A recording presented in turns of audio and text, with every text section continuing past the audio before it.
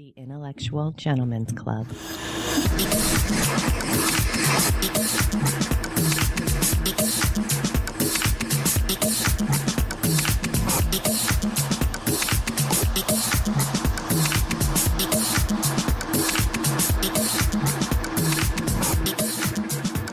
Welcome, listeners, to the IGC podcast. I'm Jason Abbott. I'd like to welcome you to visit our website at intellectualgentlemensclub.com. On there, you can find a support tab. Everybody who's been on the podcast, every podcast is available on there for free. There's also links to iTunes and Stitcher, our RSS feed, so you can plug us in wherever you're at. You can follow us on social media at IGCcast on Twitter or Intellectual Gentlemen's Club on Facebook. You can review, rate, and subscribe on iTunes and Stitcher. That really helps. If you want to support the podcast, you can use our affiliate links for Amazon, Audible, and Onnit.com products. And there's also a PayPal button right there on that screen on the support tab if you want to graciously donate any amount of funds for the IGC. We really appreciate it. Speaking of sending funds to the IGC, I want to thank Renault Video Productions once again. Help pay some of the hosting bills and some of the equipment problems we've been having. I do want to apologize for some of the audio quality in this episode. We had some Skype issues, and with remote conversations, there's little I can do about the technology sometimes. So I hope you guys can tune in through some of the crackles here and there throughout. In this episode, Jeff Schloff returns to the podcast, and we chat with Shane Davis. You might know him as Fractivist online. Shane is a research biologist, a data miner, an activist, and founder of Fractivist.org. It is a anti-fracking blog with a lot of data on there, a lot of good information in that site as well as far as what fracking is and some of the YouTube videos behind it as far as some of the toxins that you may not be able to see with the naked eye and things like that. I really recommend you guys check it out at Fractivist.org. We get kind of deep and depressing in this episode with the state of our energy harvesting in the country and looks like to be abroad as well. So just if you're at home and cuddled up in a blanket, make sure you stay there. Grab a puppy and relieve all your fears. Near the end here, you'll hear some more Wisdom of the Elders by Alan Watts. The mind, it really goes into the ways that we worry and such. So if you're a little bit worried about all the damaging information you hear in this podcast, just tune into Alan Watts here at the end of the podcast, and he'll guide you through it a little bit. After that, you're going to hear some exit music from Kodomo. I'm going to let you guys hear an audio clip of the short film trailer, Dear President Obama, that's due out sometime in 2015. So without further ado, I give you the conversation with Shane Davis, Fractivist.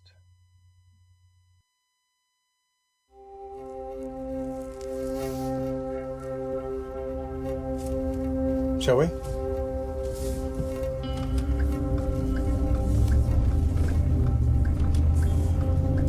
Okay, so we are entering Firestone, Colorado, a place where I lived for 2 years, with 75 wells, active wells, oil and gas wells around my house.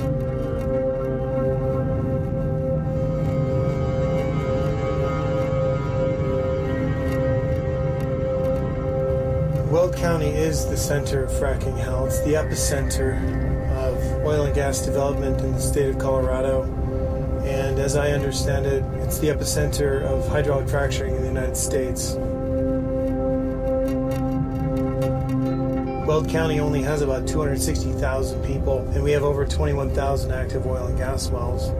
So it comes out to about one oil and gas well per 4 homes.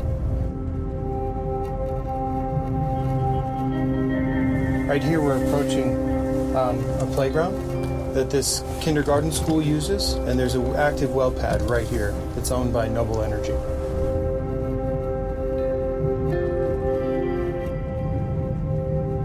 This well pad is roughly 300 feet away from this children's playground.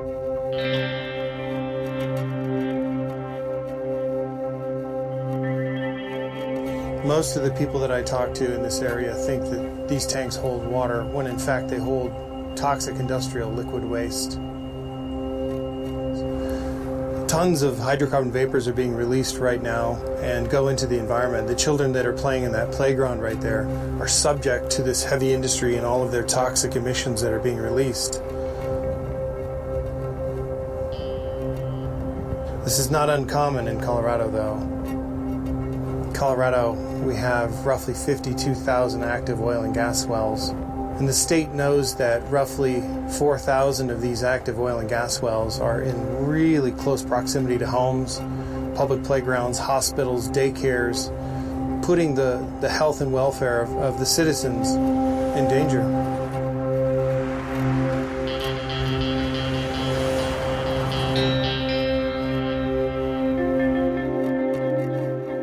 To me, it's morally reckless that our cities and our state would allow these types of heavy toxic industries in our public playgrounds, putting children's health in danger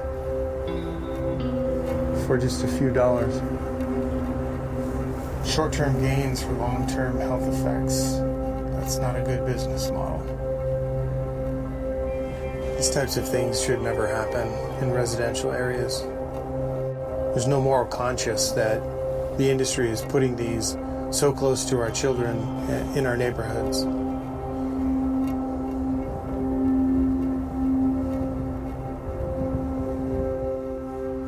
Dear President Obama, my name is Shane Davis. Right now we're in Weld County, Colorado, a place where I used to live for 2 years, home of 21,000 active oil and gas wells, the highest active density of oil and gas in Colorado and possibly even the United States. We feel that our state is not protecting us against the harmful effects of oil and gas development. We are facing an environmental catastrophe caused by oil and gas. And the future, the children of tomorrow, are in your hands.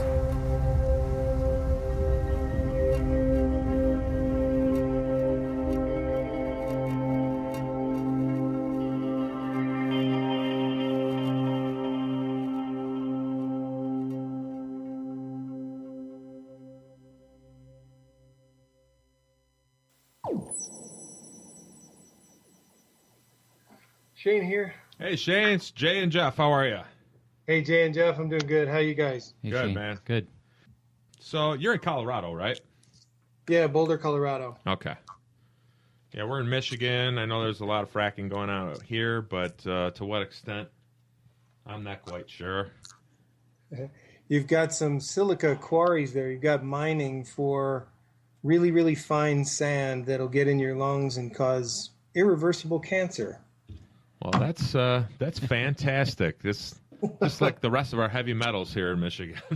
Welcome back to the IGC, ladies and gentlemen. We're going to be talking about fracking today, which is also called hydraulic fracturing. All right. Well, we have Shane Miller here to talk about fracking. He's known as Fractivist on Twitter, and you can find him at the website fractivist.org. Welcome to the show, Shane. Hey, great. Thanks for having me. Shane hails us from. He's hailing from Boulder, Colorado. Have you already been already been discussing fracking today? Yeah, I was on multiple conferences all day. It's what I do, 14 hours a day. Wow. So that's your full-time job then? Yeah, it's been that way for 5 years. I left my job just to do this full time. Very cool, man. We were wondering about that, if you had a full-time job or what the deal was. My full-time job is defending the earth and my neighbors and taking on a criminal class called the ruling elite. So how did you get started and everything? You've been doing this for 5 years as your job, but how did you get involved in activism with fracking? Yeah, that's a pretty ballsy leap. Yeah, I mean, I've always been an activist for about 35 years, but ever since I was a kid, I've just been a defender of the earth and all things natural. But I landed in Colorado in 2001, and I was a park ranger for many years. But then I took on an executive marketing position. You know, I thought it was all about money. And then somebody called me out of the blue. I don't even remember who they were. And they knew that I could data mine and that I could analyze data and, you know, things like that. And so they asked me to find information on this fracking well pad that was near their house. This was in about 2010. I didn't really know much about fracking at all. So I started digging into the state's database, and I took me about 6 months to map out their entire database and extract millions of documents.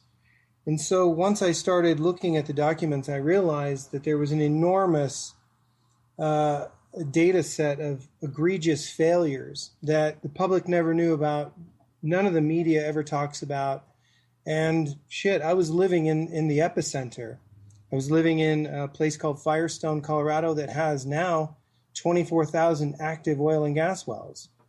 And so once I realized that this industry, the fracking industry, was running amok with numerous federal exemptions that would normally protect you, the environment, and your ways of life, I had to quit my job and organize Colorado. So I started using this data that I was putting together. I created PowerPoint slideshows, and I took it all around Colorado, and I've given probably over 400 public presentations in Colorado, helped several dozen grassroots organizations get off the ground, and now we've mobilized about 500,000 activists in a really short period of time. Wow. That's pretty impressive. Well, right now we have 5 communities banned fracking, so we're not done. We're going to go for a statewide moratorium, and we've got probably some class action lawsuits that will appear very shortly. Can you go ahead and explain to everybody, if they're not familiar with what fracking is exactly? Sure. I'm sure you've said it about 100,000 times, but just for our listeners one more time. Well, I have, and hopefully it's refined, but it gets more intricate as we go. But okay. Yeah, so hydraulic fracturing is an unconventional, extreme method of extracting oil and gas from underground. Now, back in the day when you see those rocker arm style oil rigs, those are vertical wells, meaning it's like a straw in the ground that's sucking out this big pool of oil, kind of like the Jed Clampett style thing. Probably, yeah. Now, the fracking industry, has to drill down to where the oil is actually made, which is around 7,000 to 16,000 feet below the surface. Most cases, it's only around 7,000 or 8,000 feet deep. And so the industry drills this hole down to this shale formation, and they use RDX, which is a military-grade explosive, to detonate and explode the shale formation underground to then release the gas. But there's something really important here that hydraulic fracturing uses. It uses your fresh water, and they use nasty chemicals down into the wellbore, into the shale formation, and they use that sand that's being mined in Michigan, where you guys are, to hold open those fractures. So in a sense, they're using your fresh water, they're contaminating it so it can never be used ever again. It becomes dead water that's removed from the hydrological cycle. They're using a laundry list of chemicals, most of which are protected under the Patent and Trademark Office. They're deemed secret chemicals, so they don't have to disclose those. And they're using explosives. And the industry is exempt under the Clean Air Act, the Safe Drinking Water Act, the Clean Water Act, and a whole bunch of other acts. So this is clearly an extreme method, but it's also a last-ditch effort to extract the remaining fossil fuels on planet Earth. Now, what I've heard from individuals is that it's an efficient way to pull natural gas out of the ground, but it doesn't seem like it. Efficient for who, I think, is the question. Mm-hmm. When we realized this, it was in 2012. I had been hammering away at this for a couple years at that point, and I realized that our civil rights to safety had been taken away from us. These are constitutional, inalienable rights that you, an American, should have. But because of the federal exemptions the fracking industry has, we no longer have our civil rights to safety. But back to your question about it being an efficient way of extracting methane, we must first realize that 90% of all the fracking that's going on right now is not for gas. It's for oil. The industry has lied to you. They've lied to every single person out there. They think that we're dumb. They think that if they create this Middle Eastern conflict, that we're going to be relying on the Middle East for oil and gas, our prices are going to go up. So the whole PR slime machine has been in effect for probably a decade now.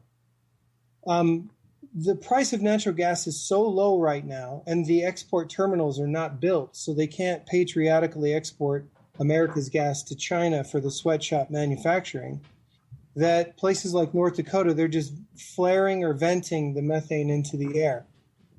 And so I think it's an absolute lie right now that, we're going after natural gas. And it's certainly not a bridge field to anywhere except an environmental catastrophe. Quickly back to the exemptions that you mentioned on Clean Air and Clean Water Act. Is there what is the possible justification for this when you're drilling through the groundwater and into the aquifers, and how do they get? Why are they exempt? To answer the other, is it Jeff? Yes, sir. Okay. To answer Jason's earlier question about efficiency, it allows the industry to become more revenue efficient by having these federal exemptions.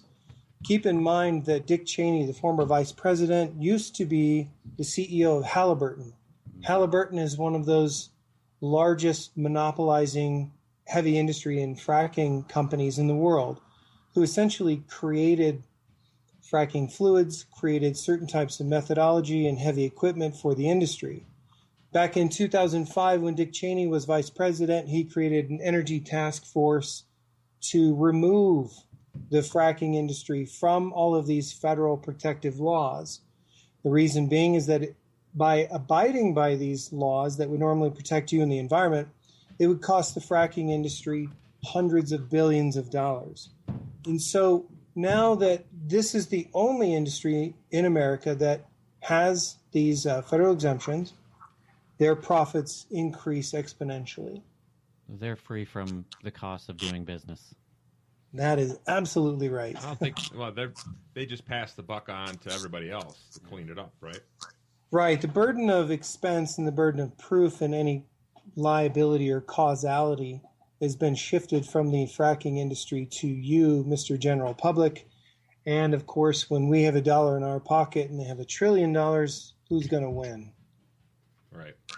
And with the federal exemptions, we have no causality. And I think when you think of all the radioactive fluid migrations that are currently happening in the state of Colorado and in other places like North Dakota, Texas, we can't trace back those point sources of the radioactive fluids migrating from a fracking well.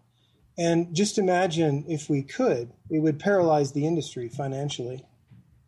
It's interesting. I was looking on YouTube just to kind of get acquainted, doing some research on fracking in general, and I knew I was walking into a trap from an industry leader when I opened this up and they were talking about how good fracking is and whatnot.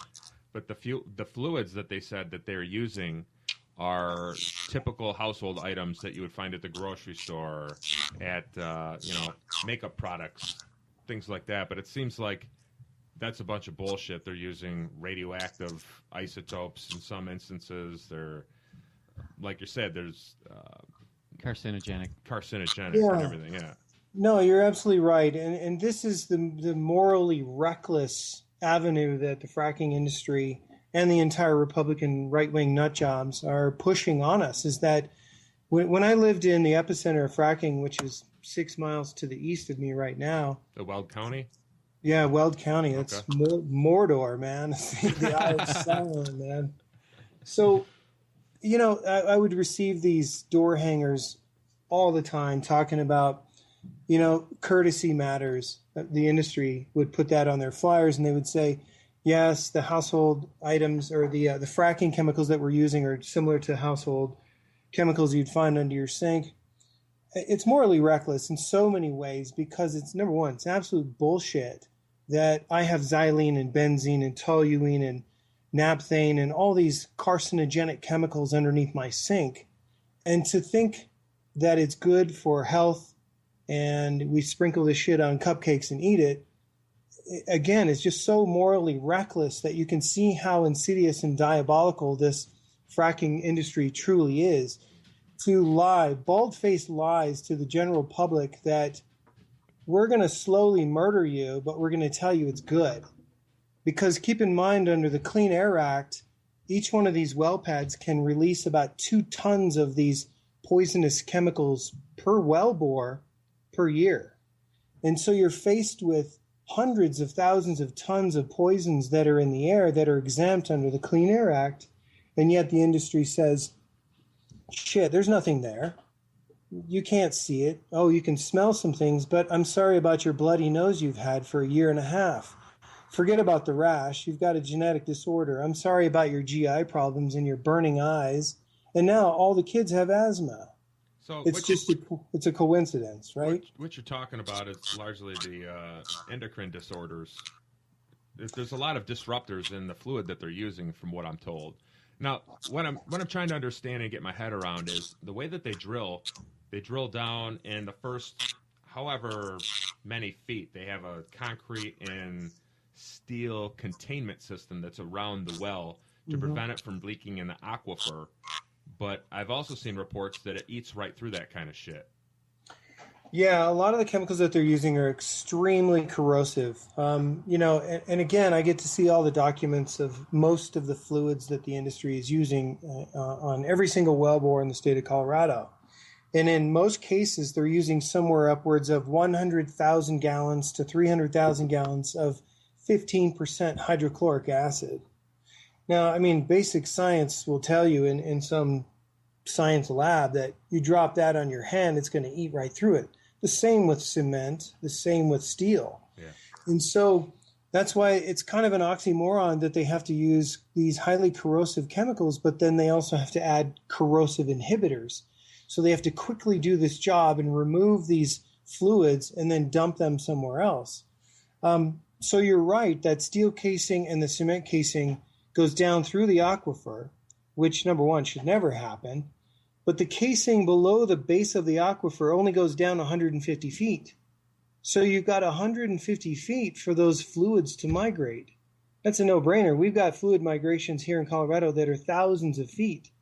So when the industry says, well, this fracking operation happens 2 miles below the surface or even on Saturn, it's not going to migrate to your aquifer. It's bullshit. Our aquifer was contaminated in 2009. The state of Colorado, the Oil and Gas Commission, confirmed it was contaminated by a fracking operation. It was an actual wellbore failure. So, again, Where's the recourse with something like that? When something like major like that happens, I mean, obviously, we're all familiar with the Deepwater Horizon oil spill in the Gulf and what kind of a mess that made. And I think many of the people understand that that's going to happen for generations. All they did was put, some kind of chemical and had all the oil drop to the bottom of the ocean. It's still there. So what kind of recourse is there if they pollute the whole aquifer? I mean, you're talking about drinking water for millions of people. Yeah, that's absolutely right. The recourse that is taken in the state of Colorado and like other states, for example, this case that I uncovered happened in 2009. There was an EPA-known fracking fluid called toluene and thermogenic gas, which is frack gas, that migrated 1,000 feet to a private water well. It contaminated a farmer's private water well, but it also contaminated Colorado's largest aquifer. And looking through all of the documents that are officially stamped by the director of our Oil and Gas Commission and even signed by the oil and gas operator, number one, they can't clean an aquifer. Number two, the farmer's private water well was plugged up and they drilled him a new one, but they later never used it. The oil and gas operator plugged the well and moved on, but they were only fined $66,000. But in the documents, it said that the oil and gas operator had a good running history with the state, so they reduced their fine from $66,000 to $44,000. What a fucking joke, man. Yeah, and it's still happening, number one, because the State Oil and Gas Commission here in Colorado has preemption. It's an absolute fascist iron fist that tells you who, what, where, when, and why. You have no recourse. Number one, you can't prove that any industry contaminated your water well. I think the industry operator did it just out of good faith, if that even exists. But the fines for oil and gas failures and violations here are over 20 years old, and they're so antiquated that they become sort of what's the word I'm looking for? The industry would rather fuck up and pay the $1,000 fine than have to do it right. Sure, that makes sense. Yeah, it's completely disproportionate to the margin. The Right. profit margin. Totally. And who's left to clean it up later or drink it? You and I. So you mentioned that once the fracking fluid is mixed with the water and everything, it comes out of the hydrological cycle. Mm-hmm. Where do they put? I understand that there's some of the fluid that is left behind, probably 50% or something that's left in the earth, way below the aquifer or whatnot, still in the ground. But where do they put all this fracking fluid once it's done? Do they use it on different wells, or is there a giant pie in the sky that they put it in, or what? Well, I think it's a really important question, and there are many ways that the fracking industry deals with their waste. You know, if we look back on industrialization since the beginning of time, the secondary byproduct, which is waste, has to go somewhere. But that's also the biggest problem of heavy industries and business. So the fracking industry, again, being exempt under so many federal regulations, is allowed to take this water, and you're right, about 50% of the toxic, carcinogenic, endocrine disrupting chemicals that are down in the wellbore come back up, and they have to dispose of those somewhere. And so I've done a lot of investigations over the last several years, and some of the places where they dump them are pretty shocking.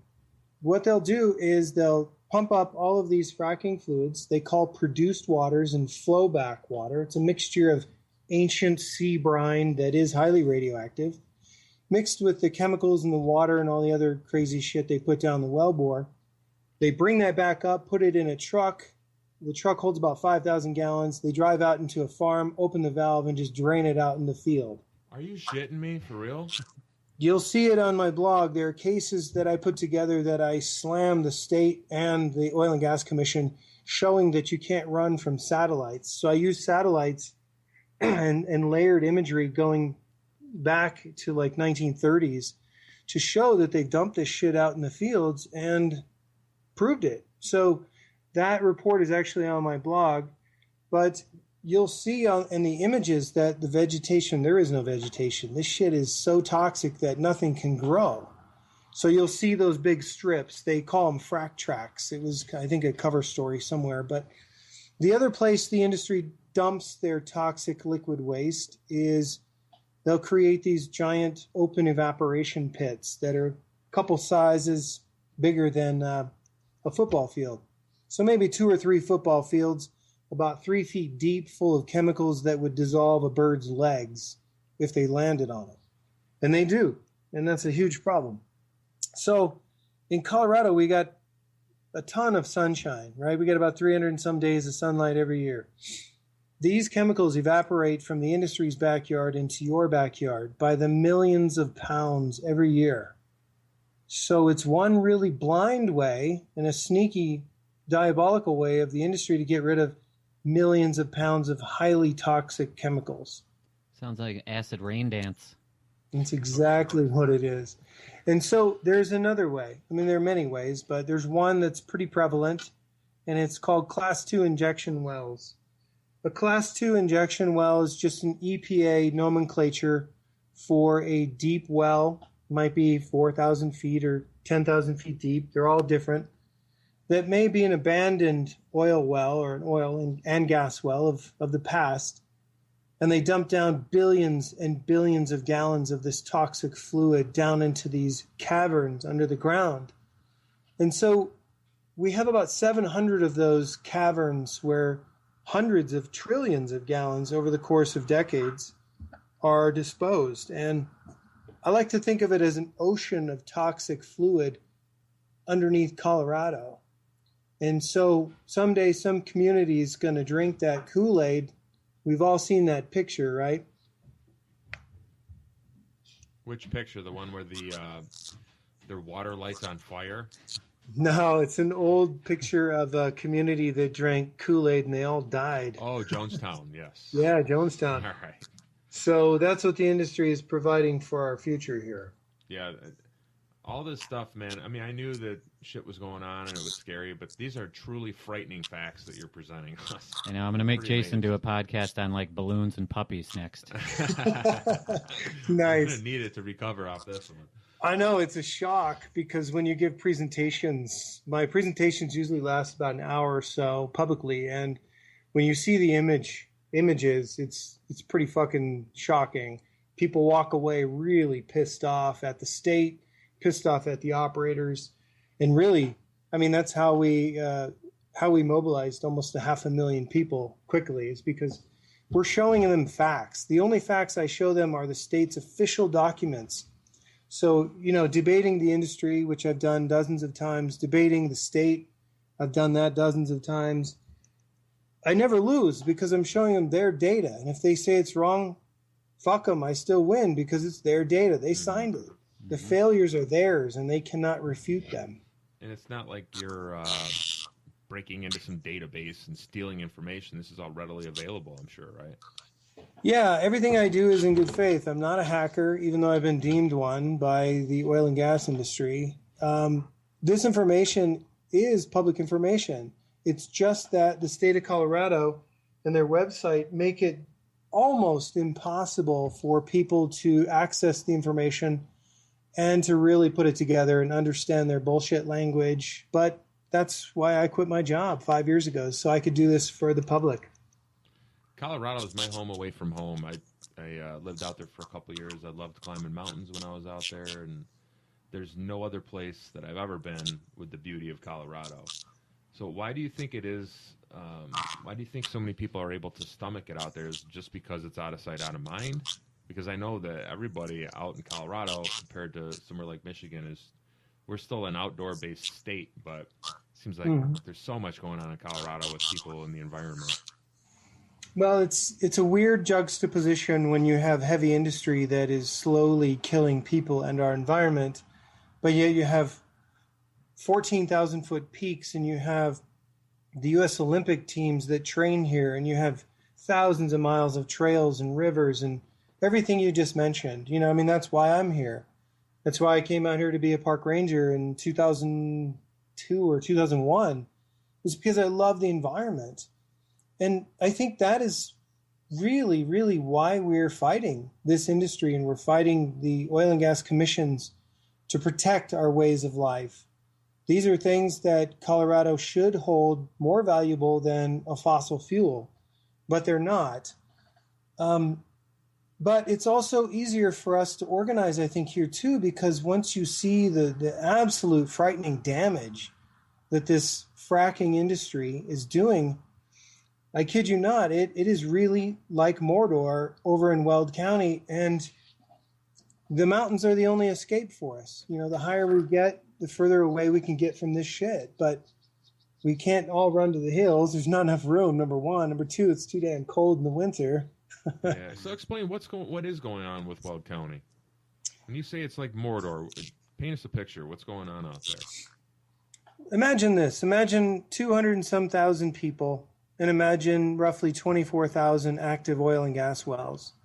Imagine the sixth largest agricultural area in the country that produces supposedly organic foods here and there. Kind of like the San Luis Valley, or where's Weld County?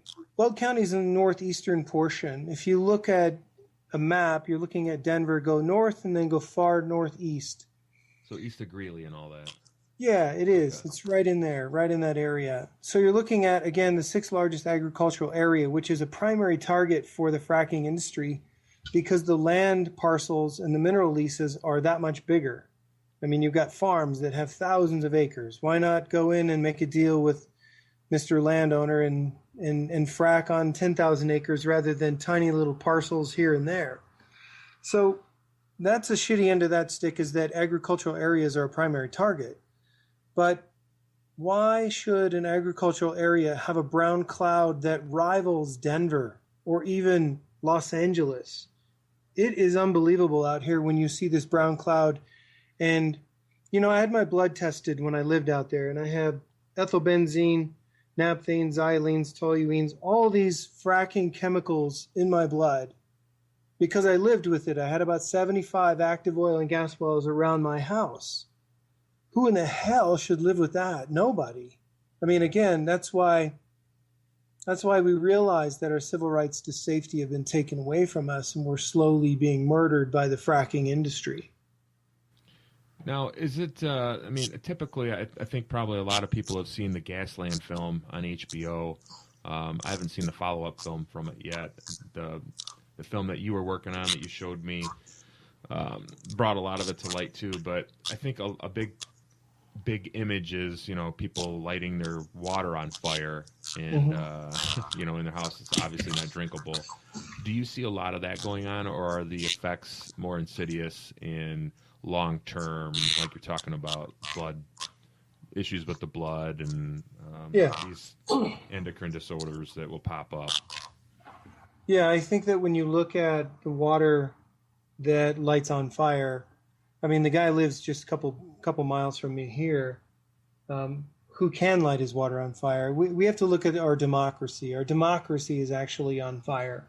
We have no local control. Communities, all the bans that we created were through ballot initiatives where nearly 500,000 Coloradan citizens voted no to allow the fracking industry in their backyards. So now we've got the Attorney General and our own governor suing us, and of course the Oil and Gas Trade Association suing us for takings because apparently we can't protect ourselves, and mineral rights and fossil fuels have supremacy over our health, safety, and welfare. I mean, that's the state of affairs, and it's a largely contaminated democracy. But to go back to your flaming water thing, it's much more insidious than that. In Colorado, we have about 80,000, that's 80,000 abandoned wells, oil and gas wells, that planning and zoning commissions are allowing it's usually the developers, to develop about 25 feet away from abandoned oil and gas wells, which you can't see because they cut the well bore about 6 feet below the surface and weld a cap on it. And in some cases, homes are built on top. And there are many cases that you can even see on my blog where I pointed out that the state privately requested emergency funding. The Oil and Gas Commission requested, I think, several $100,000 to evacuate homes in Florence, Colorado, because an abandoned well was seeping explosive levels of gases into about 12.5 homes. This shit happens, but the media doesn't talk about it. So I published this. And what happens is, even on my blog, you'll see there are cases where homes are built on top of abandoned wells, and the homes have exploded because the well has seeped poisonous and explosive gases into the home. And if you've got a pilot light on your hot water heater, guess what? Your house is now completely up in flames, and you're sent to a burn center. Is there anybody that's tracking these 80,000 abandoned wells? Me, I've got them all tracked. I've got every single well tracked in the state of Colorado and all the documents. You're a bad dude, Shane. That's a lot of wellheads to keep track of, man. Well, fuck the industry. There's nobody like looking out for us as far as in a governmental position that's tracking those and giving out permits to build on these sites, right? Zero, and that's kind of half of my complaint is that I take on the industry. Anytime they have any regulatory changes or amendments, I show them their own failures. And every single time, grossly negligently, they do not use their own failures to make safe assertions, to make real law changes to protect the environment and the people of Colorado. There's absolutely no one here protecting us. Well, I'm glad there's people like you out there looking out, man. What kind of army do you have behind you? Well, I've been considered an army of one, but that's not true. We've got a nationwide and a global network, we've really put together. But in Colorado, like I said, we've got about 500,000 strong. I'm going to go for 1 million activists, standing activists, to take on every single election that ever happens, because that's what we need to do as activists. Every single state should have 1 million standing army of activists to control every single party and every ballot initiative that gets put forth, so that we can vote the way we feel is best for the environment and our health and safety with one email. If we can control 10 to 15% of any election, we certainly can control the outcome. I think that's part of the art of war, is that you win the war before you start it. Do you know of anything that's going on in our area? As you know, we've got a huge stake in the big picture sitting in the middle of this huge freshwater store. And from the things you've been telling us, you know, something like this could have just a devastating impact. On the entire Great Lakes, really, it Right. seems like. Yeah, on the Lake Superior side, I'm working with an organization called Honor the Earth, which is Winona LeDuc. She's a native activist. She's well known. So we're starting some things there. There was a big pipeline that was supposed to go from the Bakken Field in North Dakota through Minnesota, which would ultimately affect Lake Superior and that economy.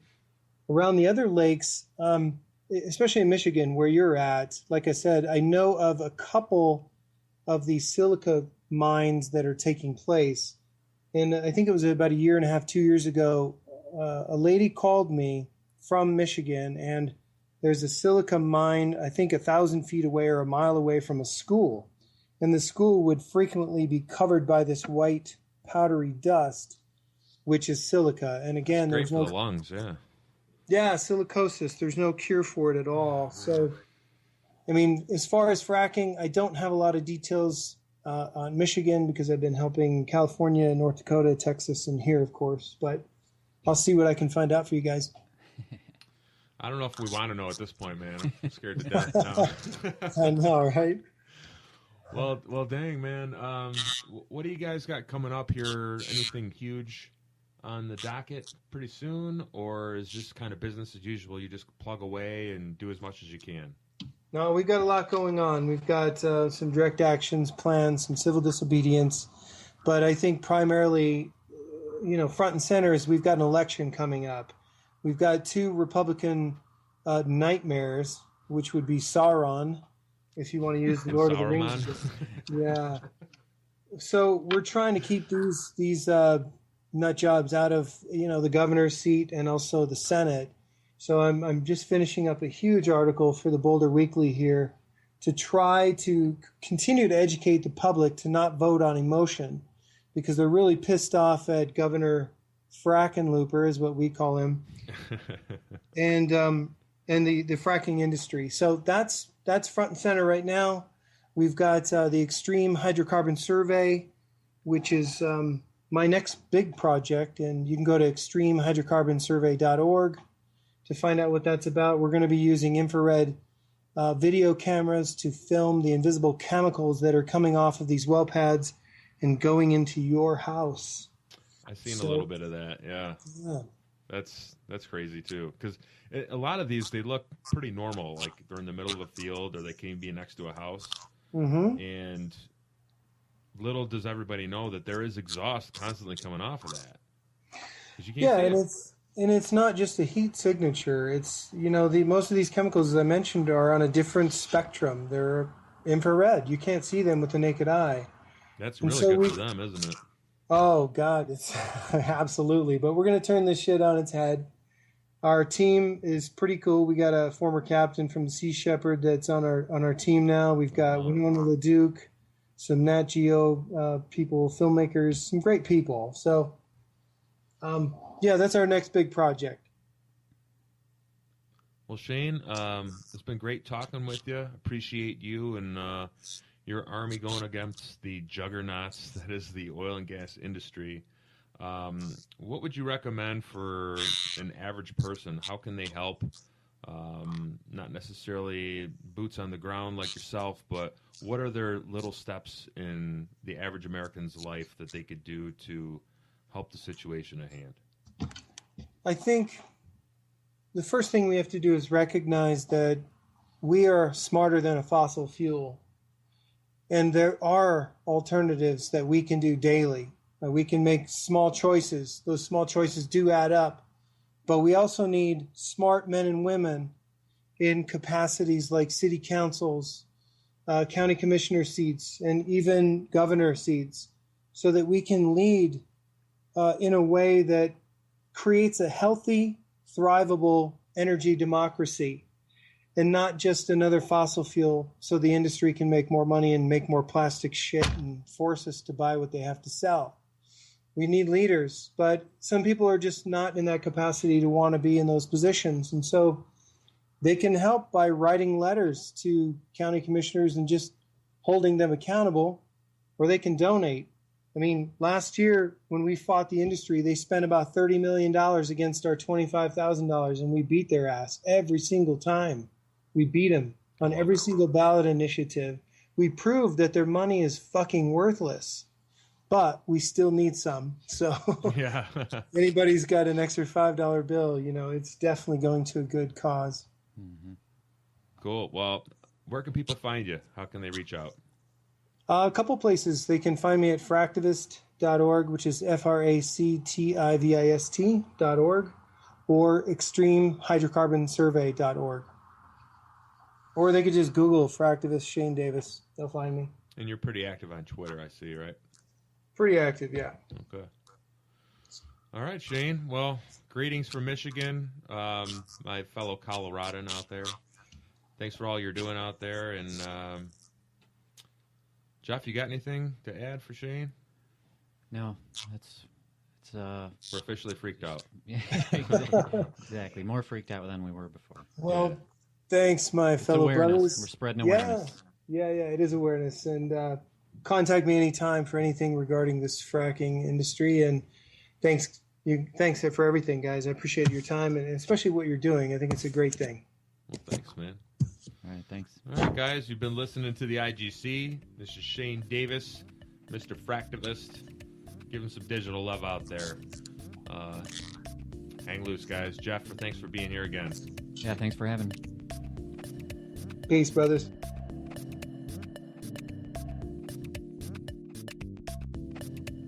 Alrighty. Looks like you guys have all the depressing facts on fracking or hydraulic fracturing. Do what you will with the information. I would suggest telling people about the IGC in this episode. Bring some listeners over to us. The dark side is warm. We're actually not the dark side. I consider myself part of the good side of the force, everyone out there. All right, well, enjoy Alan Watts. It's called The Mind. And after that, you're going to listen to Kodomo. And the track is Concept 1. Hang loose out there, everybody. And you'll hear me soon.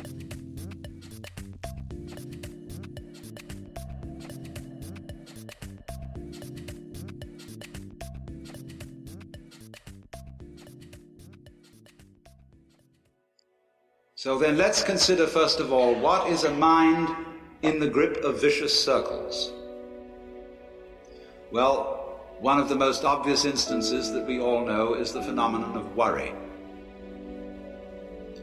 The doctor tells you that you have to have an operation. And that has been set up so that automatically everybody worries about it. But since worrying takes away your appetite and your sleep, it's not good for you. But you can't stop worrying, and therefore you get additionally worried that you are worrying. And then, furthermore, because that is quite absurd and you're mad at yourself because you do it, you are worried because you worry because you worry. That is a vicious circle.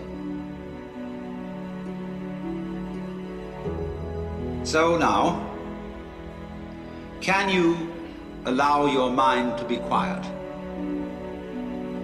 Isn't it difficult? Because the mind seems to be like a monkey, jumping up and down and jabbering all the time. Once you've learned to think, you can't stop.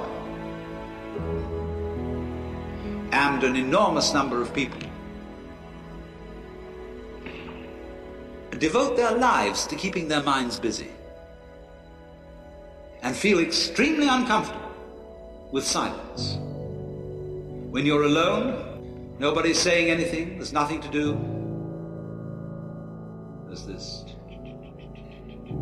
worry, this lack of distraction. I'm left alone with myself, and I want to get away from myself. I'm always wanting to get away from myself. That's why I go to the movies, that's why I read mystery stories, that's why I go after to girls or anything that you do, or get drunk or whatever. I don't want to be with myself. I feel queer. So, well, why do you want to run away from yourself? What's so bad about it? Why do you want to forget this? Why do you want to become absurd? because you are addicted to thoughts. This is a drug, real dangerous. Compulsive thinking, going on and on and on and on and on all the time. It's a habit. So there's a difficulty about stopping that activity. And you really have to stop it if you want to be sane. Because if I talk all the time, I don't hear what anyone else has to say. Then I'll end up in the situation of having nothing to talk about but my own talking. Or so in exactly the same way, if I think all the time, I won't have anything to think about except thoughts. So in order to have something to think about, there are times when you simply must stop thinking. Well, how do you do that? The first rule is don't try to.